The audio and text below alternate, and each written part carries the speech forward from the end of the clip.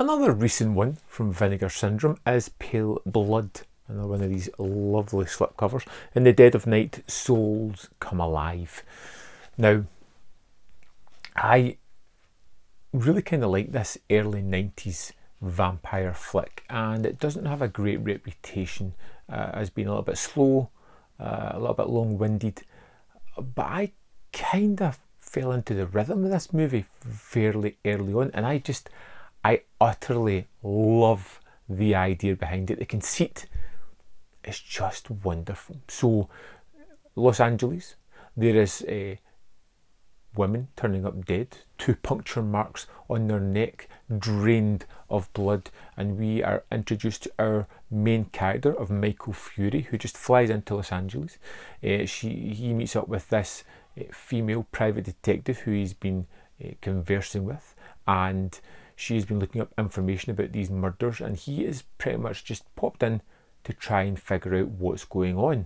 Now, he's trying to figure out what's going on because he's a vampire, and there's 2 reasons behind this. One, he doesn't want his kind to be highlighted, and he'd be really interested in finding someone else like him. You know, it's a lonely life being a vampire. He's curious about finding somebody that he can connect with and share his life with, possibly even if it's just a kind of companionship. I think that's a great idea. So you get a few mixes of genre here. You get a vampire flick, you get a detective mystery, and you get a kind of soul searching, looking for a reason to existence. And as this movie goes on, it becomes kind of apparent that the person who is killing these women isn't a vampire, and it becomes more a case of Michael trying to find this person to stop them from what they're doing.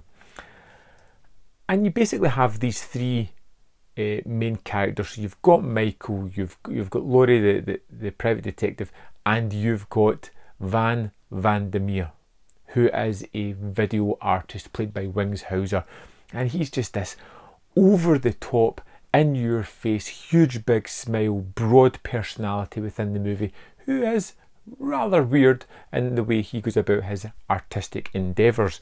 And he is kind of filming the crime scenes as well, and is kind of curious about what's going on, and has this kind of fascination with vampire lore.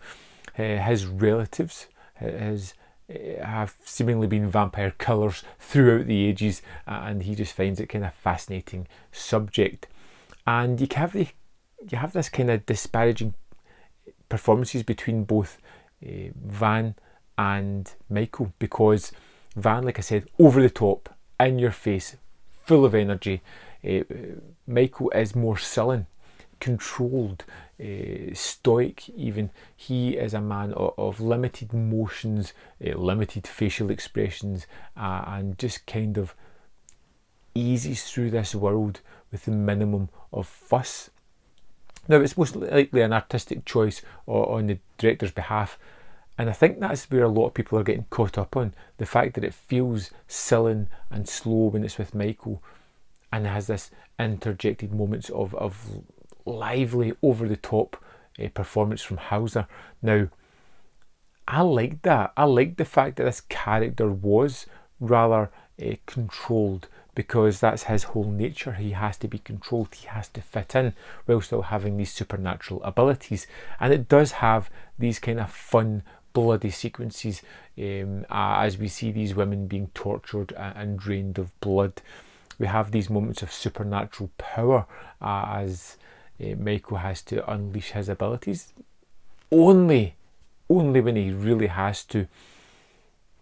And it is a movie that I'd never heard of before.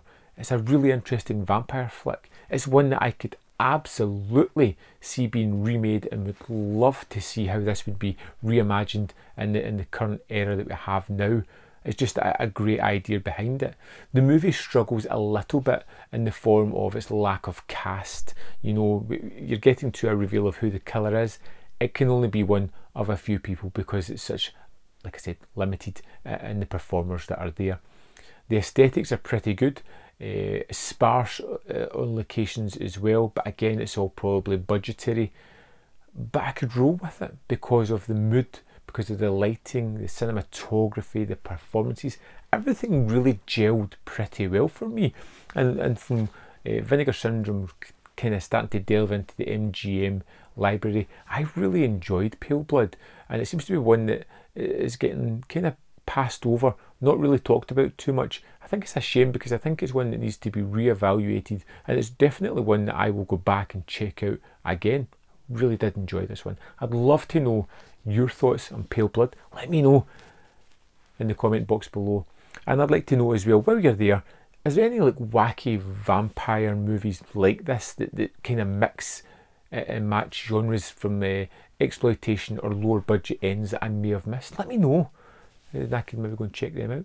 Thanks for watching as always, and I will see you next time on Man v Film.